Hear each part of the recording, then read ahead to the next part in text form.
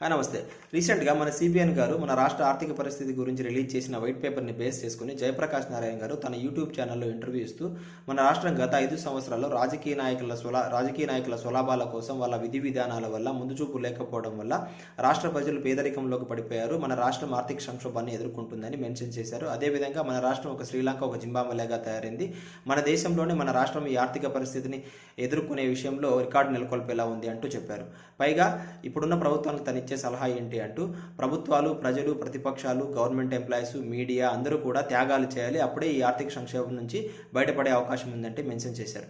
So నా request ఏంటంటే, sir మీరు గత 5 సంవత్సరాల్లో కూడా పొలిటికల్ అనలిస్ట్గా యాక్టివ్గా ఉన్నారు. కానీ అప్పుడెందుకు మీరు ఈ త్యాగాల గురించి ప్రతిపక్షాలు, ప్రజలు త్యాగాలు చేయాలని మెన్షన్ చేయలేదు? పైగా ఇప్పుడు సిబిఎన్ గారు ఇస్తున్న సూపర్ 6 పథకాలు అనేది గత 5 సంవత్సరాలతో పోల్చుకుంటే ఇంకా ఎక్కువగానే ఉన్నాయి. ఇప్పుడెందుకు మన రాష్ట్రం ఆర్థిక సంక్షోభాన్ని ఎదుర్కోకుండా డెవలప్మెంట్ వైపు వెళ్తుందో ఒకసారి చెప్పండి ప్లీజ్.